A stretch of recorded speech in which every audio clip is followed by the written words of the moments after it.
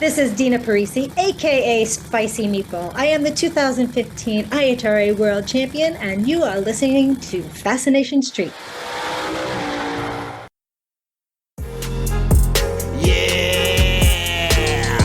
AV in your ears, that's Ambush Being, giving you this audio visual down the most interesting street in the world with my boy Steve, Fascination Street. You already know, let's get it. When you whip in the Fascination Street, what do you... Welcome back, Streetwalkers.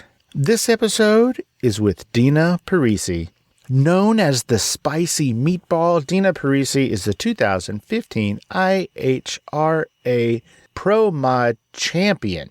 In this episode, we get to know Dina. We find out how and why she became a professional Ice Capades skater, and then the events that led her into turning into a race car driver. That's right, you heard me. All 5'0" of Dina is a drag racer. Like I said, she won the IHRA Drag Racing Pro Mod Championship in 2015. She races all over the place in her 3,000 horsepower Cadillac called Stella. We go all over the place in this episode. We talk about everything from spicy meatballs to drag racing and all the different types of drag racing. She tells a very harrowing story, which helped her husband decide to stop street racing and get his butt on the track, which is how she fell in love with it. At the very end, she talks about a charity that is close to her heart, and I think it's pretty dope too. Go check it out. And this is my conversation with 2015 IHRA Pro Mod Drag Racing Champion, the Spicy Meatball herself, Dina Parise. Prepare to be fascinated. Prepare to be fascinated. Prepare to be fascinated. Welcome to Fascination Street Podcast, Dina Parise. How are you doing today? I'm very well. Thank you for having me on. Oh my gosh, it is my pleasure. Ladies and gentlemen, this is, you guessed it, the Spicy Meatball herself, Dina Parise. What I like to do, Dina, is I like to get to know the guest from the beginning. It helps us understand how they got to where they are, especially in your case. Can you tell us where you were born and raised? Where'd you grow up? So I am actually from Long Island. I think it's pronounced Long Island. Long Island. Long Island. Yep, from Long Island, grew up there, went to school there. And I mean, the time that I kind of left was when I went and skated for the Ice Capades. And yeah, so that's where I'm from. So what did you want to be when you grew up? I wanted to skate for the Ice Capades. Stop it. Every time I say that, I laugh because if you've ever seen Pretty Woman at the end, when the one hooker's talking to the other one and she goes, "Don't you have dreams?" And she said, "Yeah, I always wanted to skate in the Ice Capades." So that was really, when you were a little kid, that's really what you wanted to be when you grew up? Oh, yeah. I was, so I was a gymnast first, actually. Because you're tiny? Yeah, I'm like 5 feet tall. And then I started skating when I was probably like 7 or 8. I wanted to play hockey. So I've always been a little bit, I guess, of a rebel since like forever. I wanted to play hockey and my mom was like, that's a no. That's a negative. Ghost Rider. Not doing it. She's like, what are we, Canadian? She's like, I like your teeth the way they are. And it was kind of, I feel like, because I'm 56. So it's kind of like, I feel like before the days of where female hockey was not as recognized as it is now. I'm going to stop you right there and tell you that I didn't know there was female hockey. Well, you should check it out because they are badass. Oh, can I say that? Yeah, you can say whatever you want. Is it like roller derby where they knock each other out of bounds? Well, I mean, it's hockey. Sure. All right. And I feel like women in particular are very nimble skaters. So it makes for a good game for sure. Wow. Who's your team? Who do you watch? Who should I check out?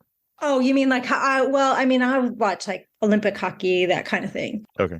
So your mom said, "I like your teeth. I like your smile." Yeah.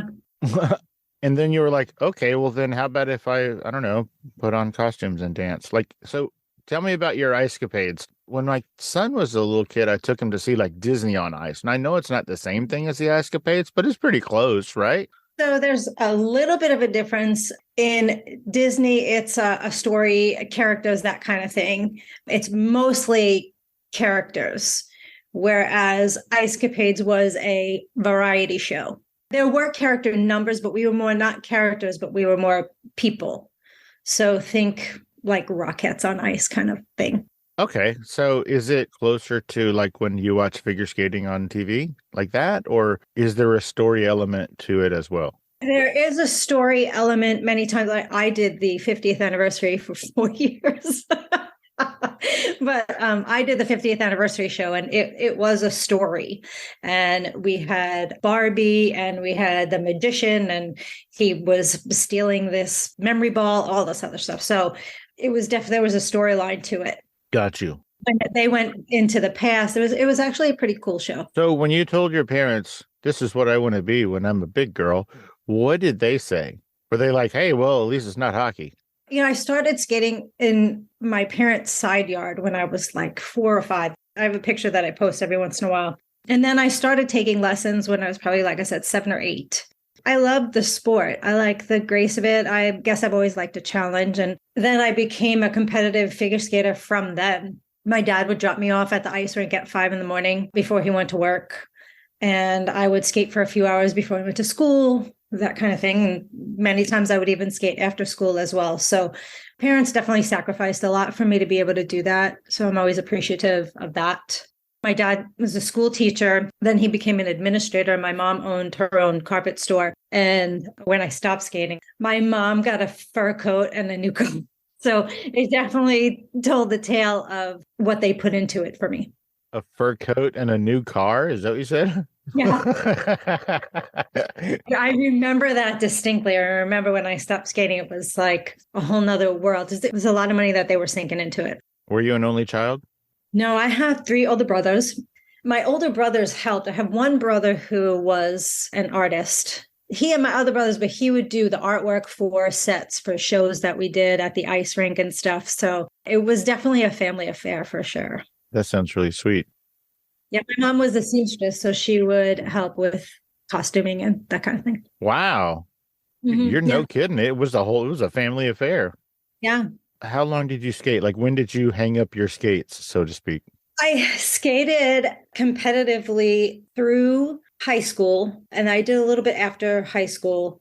And even in high school, when I skated, I was also co-captain of the gymnastic team because I needed more to do.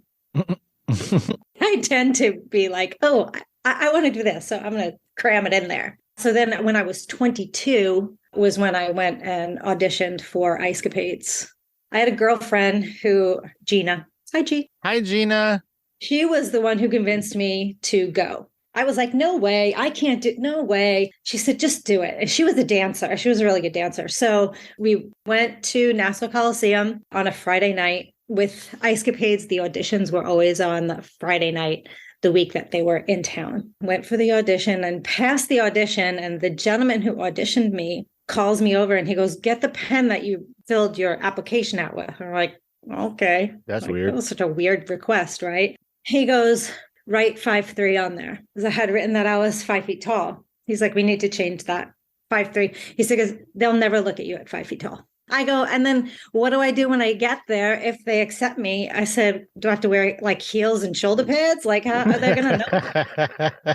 He goes, no, it'll be fine. Once you get there, you'll be fine. He said, but they're going to glaze over your application just because of the height. There was no requirement. They just didn't want you to be that short. But there were shorties in there that were short like me. So then how long did you do it? I skated for Ice Capades for 4 years.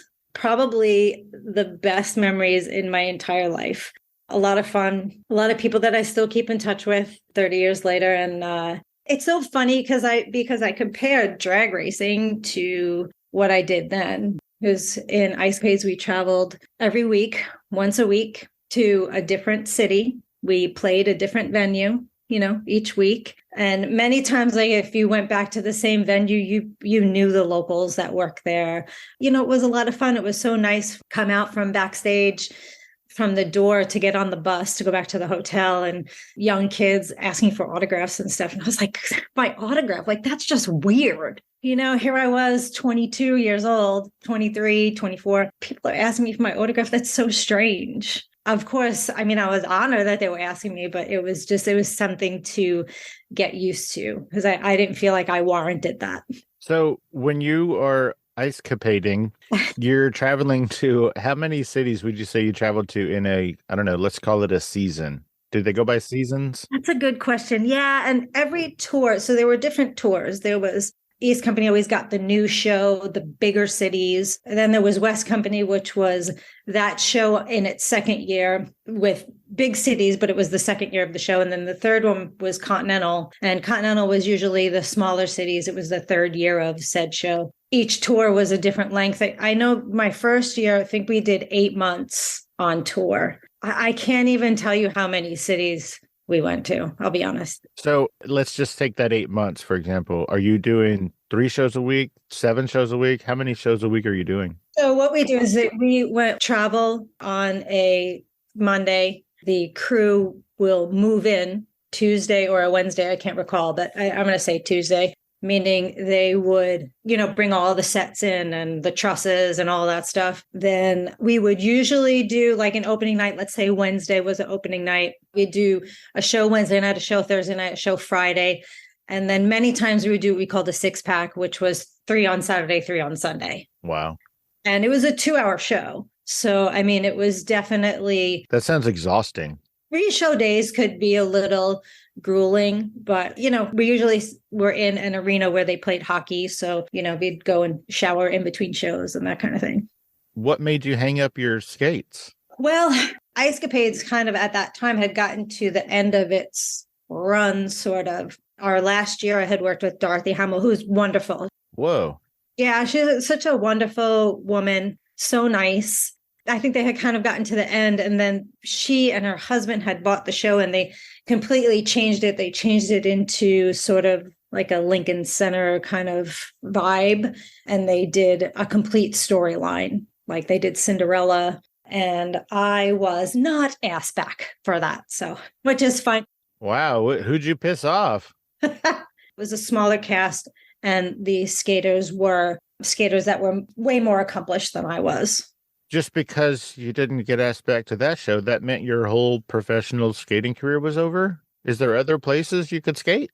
There was. I mean, and it's funny, even when we were on hiatus, I worked in Ohio at Kings Island. They had an ice show and it was called the Fest House. So anyone who lives in Ohio may recall that. I don't know if the Fest House is still there, but it was called the Fest House and people would eat lunch there. And we would do a show on this 30 by 60 slab of ice that was up on a stage.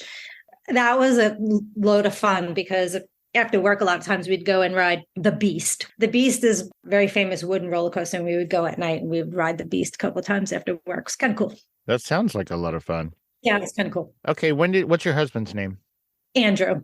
When did you meet Andrew? So when I came home from tour. It sounds like you're in the military. I know. When I came home from tour. Yeah. When I came home from tour, I actually had initially met someone and gotten married. That did not work out very well. Sounds like it worked out for you.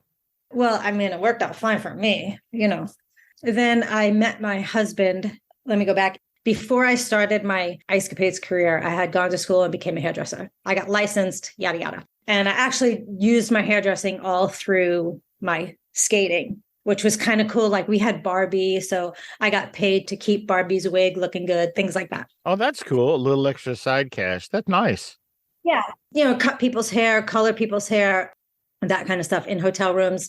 Yeah, they loved us when we got hair color on the wall and stuff. And their towels, you ruined their towels. Yeah, I'm ruining towels.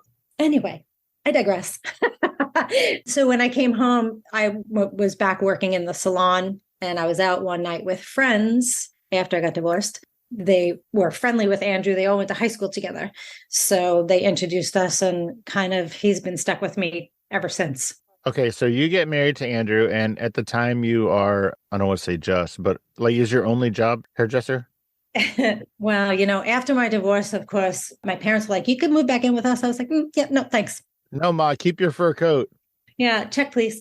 I mean, I love them. But so I had gotten myself an apartment and I was working 2 jobs. I was working as a hairdresser and I was working in this medical thing. I was working 6 days a week. It was awful. But I did what I had to do to keep myself afloat. Sure.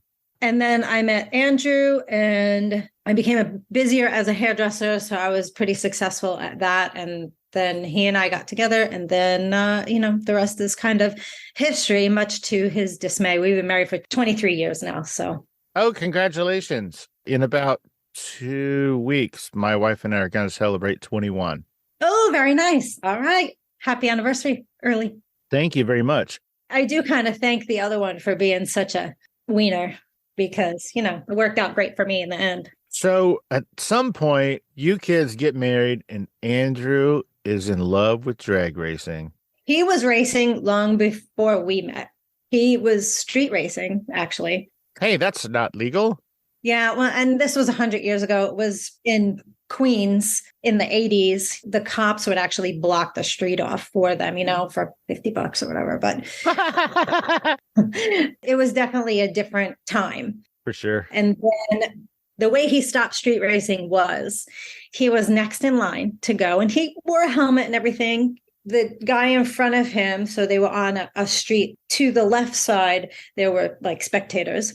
And to the right side, there was a cemetery. Oh, Jesus.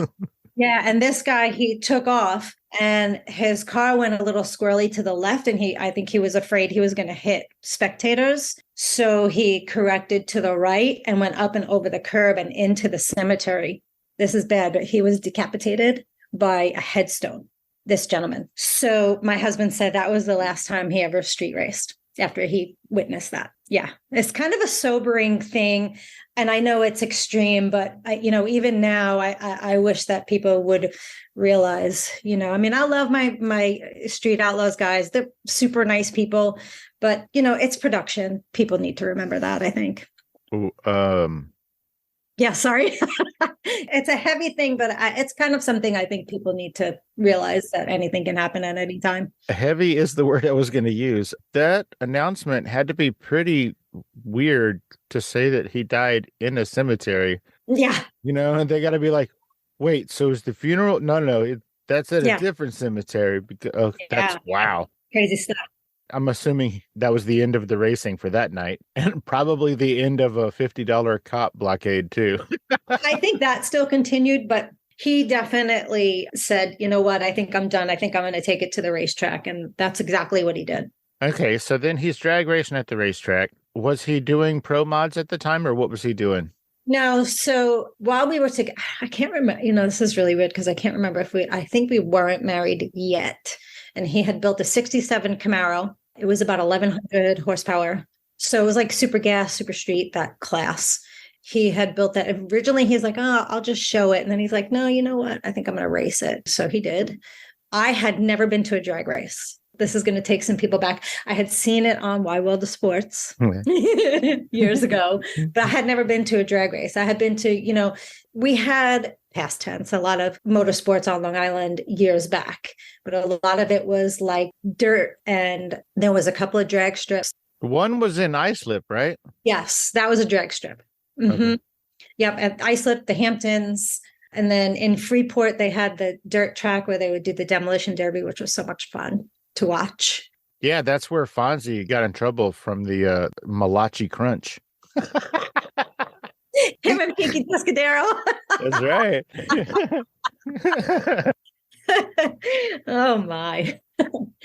So he decided that he was going to race. My very first time going to a drag race was in Maple Grove, which is in Pennsylvania, still there. It was for a Super Chevy show, which used to be so much fun. And so he went down the racetrack the first time. I was standing on the line, meaning like directly behind the car.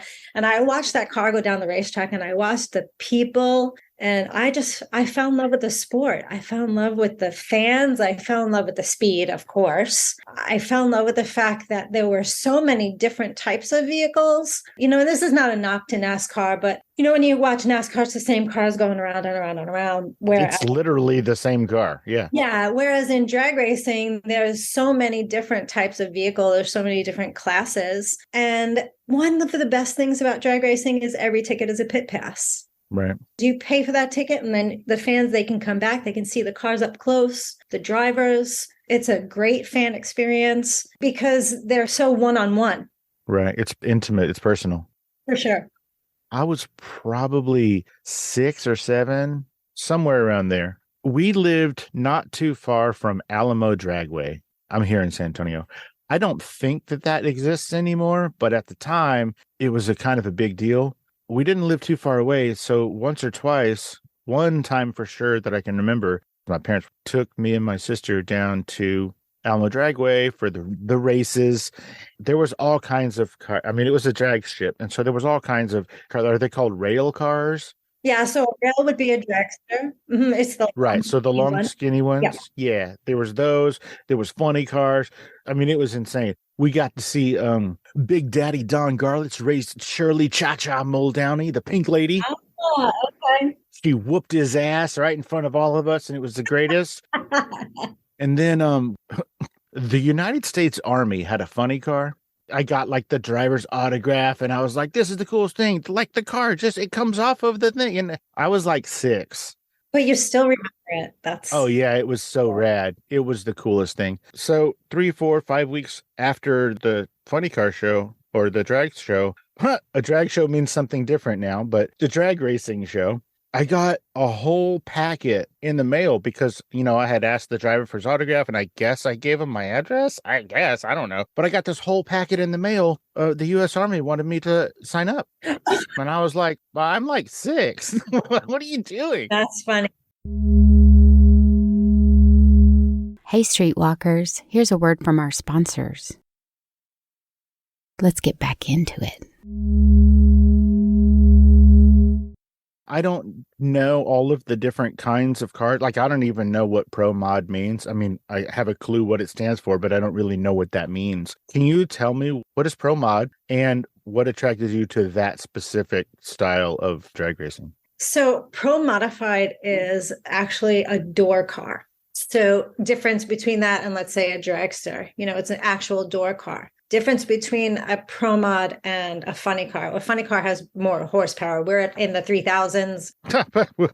Well, they're in the 10,000s, so horsepower. So that being different, with a funny car, you'll notice that, as you said before, the whole body lifts up and there's one seat compartment in the center, whereas our cars, there's only one seat, but we are actually on the driver's side. They're called door slammers for that reason, because it's technically like a regular car, although it's carbon fiber, but because it has the doors. So there's definitely a fascination with being a door car with, either a big blower sticking out, which is what I have, or a nitrous car. So we have different power plants too. Do you have a parachute?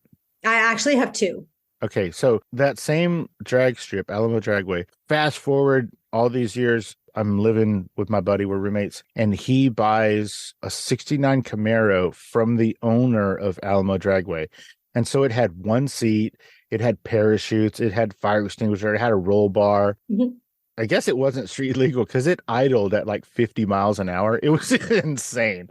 And so it only had like 2 gears, which my friend labeled them launch and haul ass.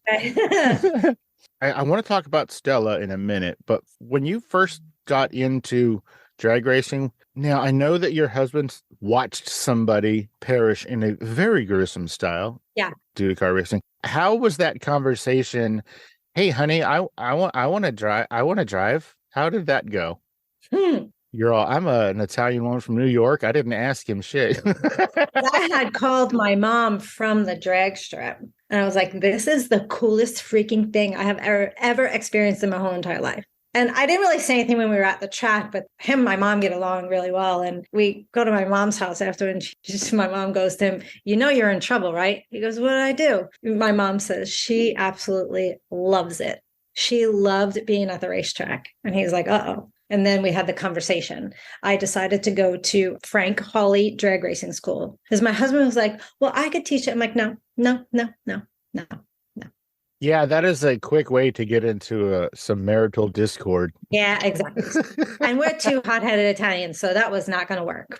And so went to Frank Hawley drag racing school. And in the meantime, so I had stepped into the Camaro that he had, and he was building a pro mod for himself. So in the meantime, while he was building the Pro Mod, I was driving the Camaro. So was the Camaro a Pro Mod or not? No, the Camaro was like a super gas, super street car. Did it have doors or did you have to climb in? It was an actual Camaro. It weighed 3,400 pounds, 3,300 pounds, I think.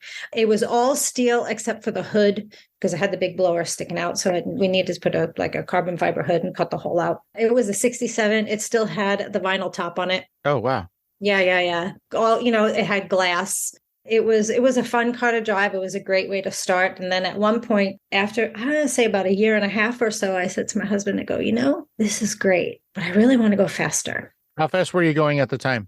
Think about this in seconds, right? So quarter mile, we were going 8.90 seconds in the quarter mile, thereabouts 8.9 or 9 seconds at 150 miles an hour. Okay. In the quarter. Quarter mile racing was much more prevalent then. Now there's a lot of eighth mile. It's just kind of switched over. I wanted to go faster. So he comes home with this 67 RSSS Camaro body. Like, look, honey, look what I got. And I'm like, that's great, but I want a Pro Mod. He was like, what? So he was thinking I was going to go Top Sportsman, which is kind of like one step before Pro Mod. It wound up, my brother bought the body of that car. He still has it. They did it as a project car together, which was really nice, him and my brother. So I get to see that car every once in a while when I go back to New York to see my brother. After I picked him up off the floor, when I told him I wanted to go Pro Mod racing, we made some phone calls and got some stuff together. And at the time, we had 2 Pro Mods. Once that car was built, we had 2. So we raced against one another a lot. And so what was yours? I had a 63 split window. Corvette? 63 split window coupe Corvette, which was the car I wanted since I was 12. I didn't know it was going to have 3,000 horsepower when I got it, but there you go. That's the car everybody wants when they're 12. Right? I know. I carried a picture in my wallet for years. I'll never forget it. Love it. Oh, let me see your baby. Oh, here's my baby. And you just have a picture of your car. Yeah. Love it. He had a 53 Corvette. Oh, wow. Holy moly. They were both military themed paint schemes. We do a lot of work with the military, so I'm super proud of that. If you go back and look up Parise Corvettes online, you can find them. They were pretty ornate artwork on there. It was pretty cool. My car on the right side was like the Vietnam era side, and then the driver's side was Iraq, Afghanistan. Gotcha. On the Vietnam veteran side, I had the Vietnam Wall. There was a piece of artwork where there was an older soldier leaning against the Vietnam Wall and you saw his reflection. We did something similar to that. I actually had a biker. We put his picture leaning against the wall and we had all fictitious names on this wall except for 2. They were clients of mine, hair clients of mine that had become friends, and it was their dad's names. So Gotcha. Those were the only 2 actual names. And it really was a tribute to our military because, we wouldn't be doing what we do without them, right? That's really sweet. At some point, your husband hangs up his helmet. Why did he stop racing? He kind of made the choice. And I feel like he really let a lot go for me, which to this day I have a hard time with. But in 2014, Rob Matthias, who built Stella, called my husband and he goes, hey, he said, he actually created this body, this Cadillac body, which I have. It's a CTSV. Called my husband and he goes, he said, I created this body. He said, and the first person that came to my mind that I could think that would be great in this car was your wife. He said, I don't know, Italian from New York, Cadillac. He said, I just thought it. And he was right. I mean, it did go very well together. So we actually got rid of both of the other Pro Mods to build this car. I'm glancing into the future. When you finally stop racing, your husband is going to get a fur coat and a new car. Yeah, I think so. Okay, so tell me about Stella. It's a 3,000 horsepower Cadillac, because that's what every Italian girl from Long Island needs. Exactly. She's 3,000 horsepower. We run a blown combination, which means that it has the big blower sticking out of the top. Out of the hood, yeah.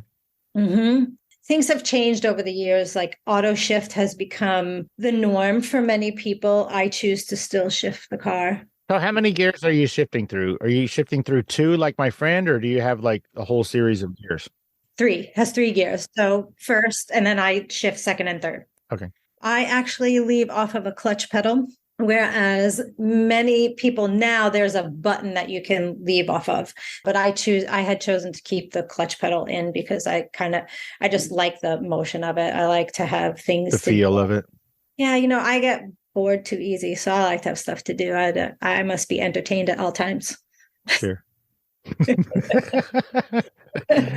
What color is it? So she is red, and funny story behind that. So wanted to name the car Stella after my grandma, who, by the way, woman never had a license, never drove a car ever in her whole entire life. She lived in the Bronx. She walked everywhere, When I was a kid, she had fiery red hair. For anyone out there who's a hairdresser, Clairol Flame 36. You'll know. If you're a hairdresser, when you know.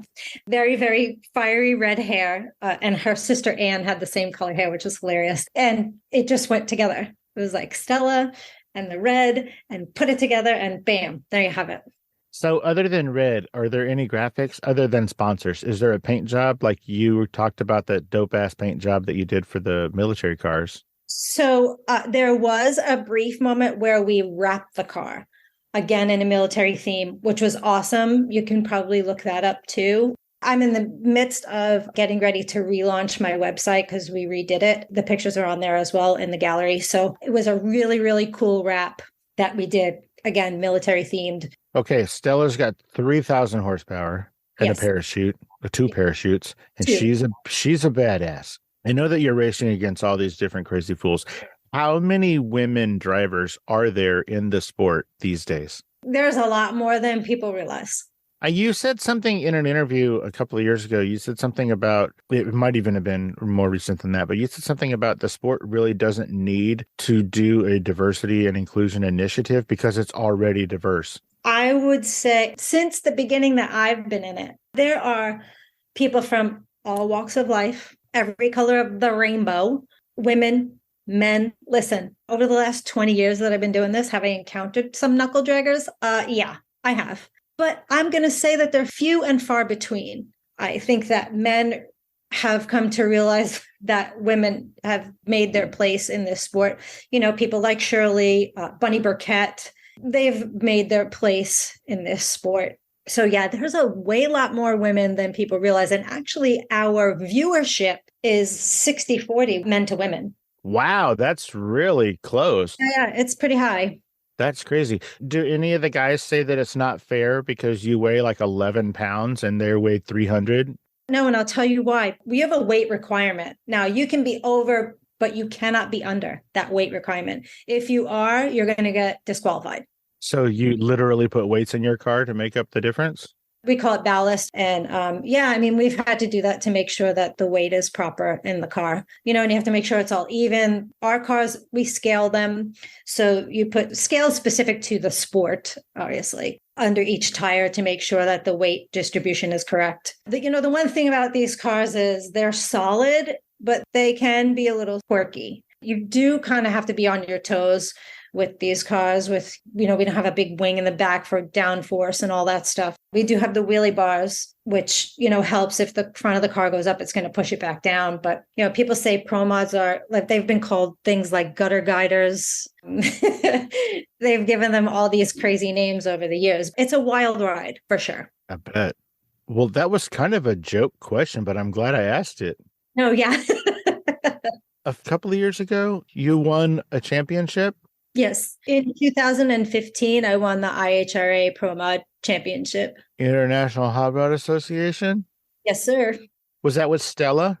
Yes. We had debuted her in late 2014, I believe. And then 2015, we decided we were going to run the whole IHRA circuit. And we subsequently won the championship, which is pretty cool. I am the only woman, I believe, in IHRA to hold a Pro Mod Championship. Check you out. That's kind of cool. Unfortunately for us, IHRA no longer runs a pro show. They had Nitro Harleys and Pro Mods and funny cars, nostalgia funny cars, which are really cool. So they don't have that type of show anymore. They're more sportsman oriented, which is cool. I enjoyed it. I'm hoping one day they'll bring back the pro show for sure. So the thing that you won, they don't do anymore? Correct. Were you the last one to win it? Correct. You broke it. That's awesome. Tell people that from now on. Yeah, I broke it. That is so funny. So did that come with a trophy or a plaque? It came with a trophy. Where do you keep it? It's actually in my bedroom. I have a desk in my bedroom. That's where it is. That is nice. This may be a ridiculous question as well, and I hope it doesn't come off as a sexist question. How hard is it as a woman drag racer to get sponsorships? Is it harder for you, do you think, than for a boy?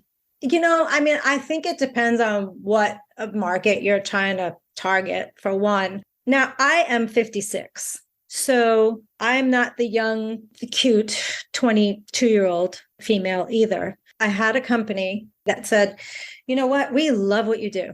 Your personality is great. Love what you do. We love how you represent companies and what you do for them, but you're too old.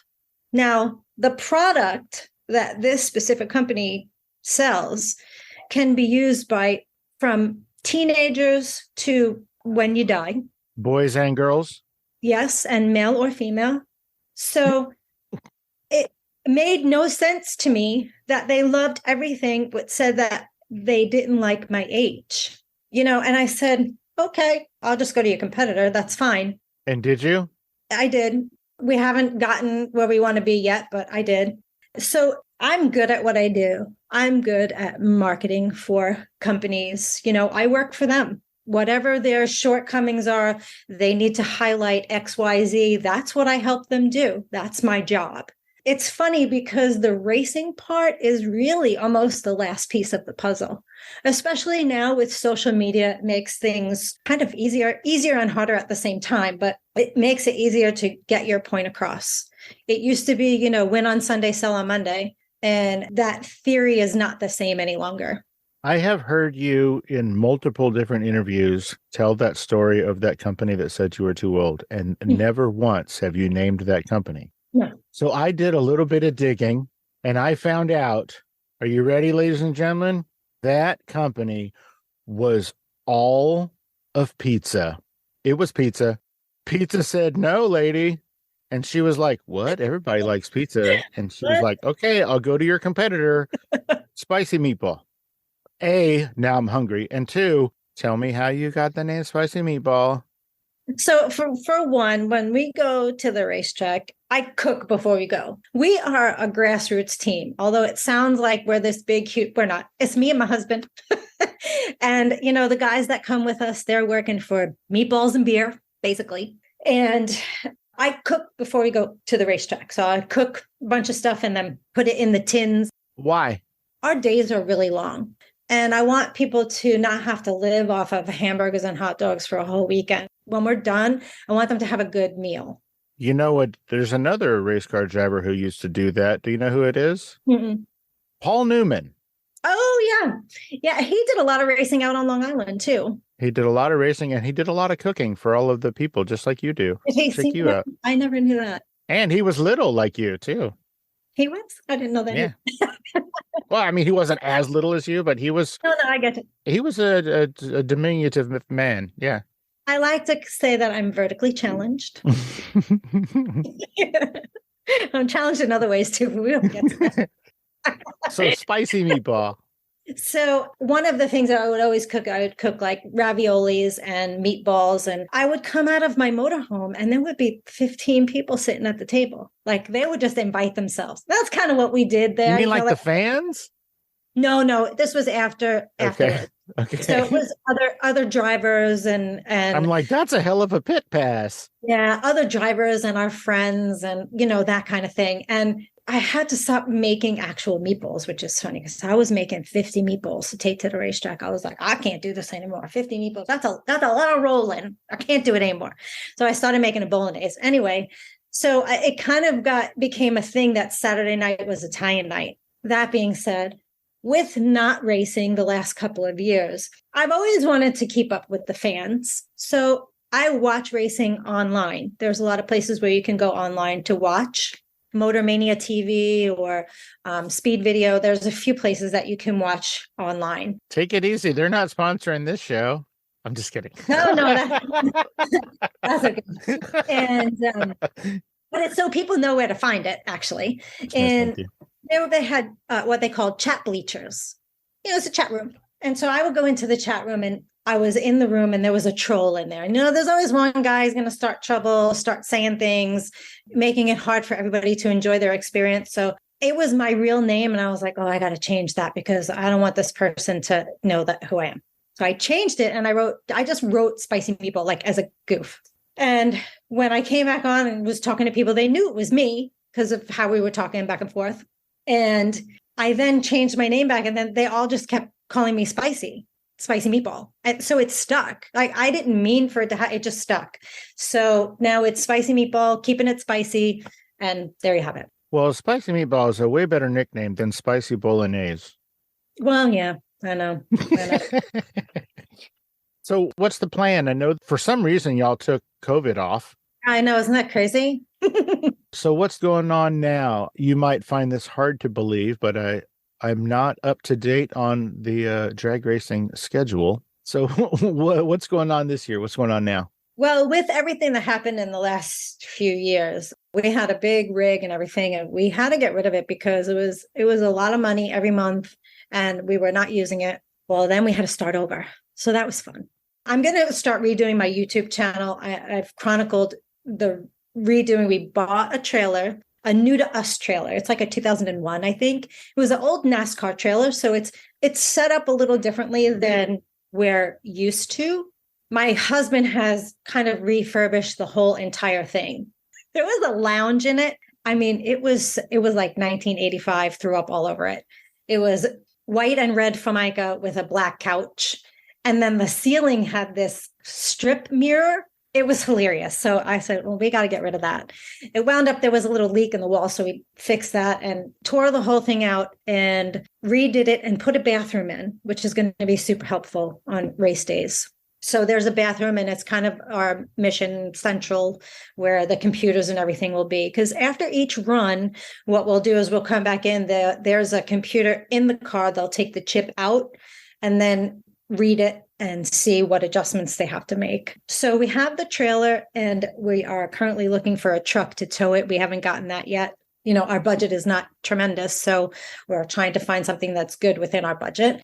The next thing is I am actually headed in a couple of weeks to Simpson Race Products in North Carolina. I needed all of my safety equipment redone. Everything was kind of at end of life. New suit, new everything. And I'm going to go there and get measured for my fire suit. And we wear these big, they call them nitro boots, a boot that comes about up to your knee, extra fire protection. And I actually have to get measured for that because my feet are small, so they never come in the right size. So we have to do that. We always have to cut the tips off of the fingers for the gloves because they're always too long. So just little adjustments. And I'm actually going to chronicle that on my social media. I do a lot of talk about safety on social media because so many times I hear people say, well, I don't go as fast as you. I don't need XYZ. And that's so not the case. I want racers to remember, more safety is good. People are willing to spend $1 gazillion on their program, but not their safety equipment. I never really understood that. So that's my push. So we're looking to hopefully test in the fall, and we're working on the 2024 season, getting marketing partners for the 2024 season. Kick ass. Can you tell everybody where they can find you on social media? Yeah, absolutely. So just look for the name Dina Parise. It's Dina with an I and Parise with an E. Many times people flip-flop that, which is really funny. I'm on, Instagram, the whole deal. If you can't find me, go to DinaPariseVentures.com. That's my website. And you can find everything there. And I'm getting ready to do a nice relaunch of the website, which is being redone as we speak to make it a little bit more user-friendly. Actually, really more for this user than the other users, because I couldn't figure it out the old way. And and hop on there. Anything that I do social media wise is always me. So if anybody has a question, they can always DM me. That's super cool with me. I have a lot of fun. You will notice if you come on there many times where I make fun of my husband.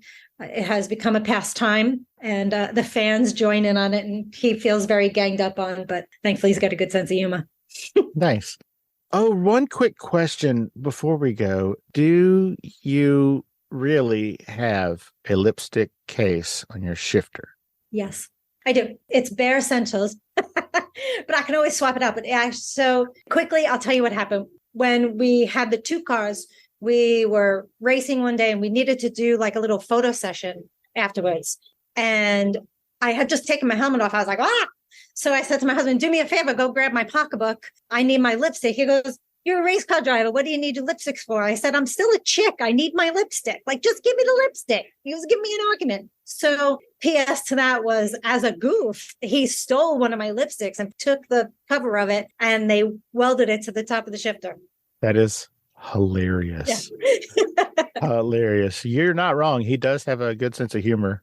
Dina, before I let you go, is there anything we didn't talk about or I didn't ask you about that you specifically wanted to talk about today? Did I miss anything? There is one thing. One of the things I'm most proud of with our team over the years is that we've been, a little on the philanthropic side. So we've worked a lot with the military charities, and now just aligned with a new charity, which is not military. It is actually for women who are suffering with cancer. And it's called Hello, Gorgeous of Hope.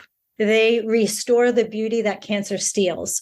So they help women to keep that good frame of mind and feel good about themselves going through the process, because a positive mind is going to help them to recover, hopefully, faster and easier. It's a wonderful charity. It's a smaller charity, but I love the work that they do. And especially because I was a hairdresser. So, it's hair and makeup. And she teaches them about things that happen with their skin and how to roll with that. And it's a really, really nice charity. So Hello, Gorgeous of Hope. Who is the she? Her name is Kim Becker, and her husband, who had since passed, had founded this. And they're in Indiana. Now, say all of that again without tears in your eyes and without getting choked up. Just kidding. You can't. Well, thank you for sharing that. Everybody go check it out. They can find out more about it where? My website, like I said, is going to get ready to be relaunched, so they can find a link for her on my website. And if you have any questions, you can always, like I said, always feel free to DM me, or I'm pretty much open. All right. Well, thank you for that. Dina Parise, oh my gosh. Thank you so much for taking the time out of your busy day and your hectic drag racing schedule to hang out and let us get to know you a little bit better on Fascination Street. I really appreciate it. Thank you so much for having me. I appreciate it. You are so welcome. I appreciate you so much, and you go have a great rest of your week. Thank you so much. And anybody who's looking to back a race car driver, you let me know. Yeah, I will definitely let you know. I'll do some digging. That might be a thing. I'll let you know. All right, that would be awesome. Thank you, Dina. Thank you. You too. Bye-bye. Bye.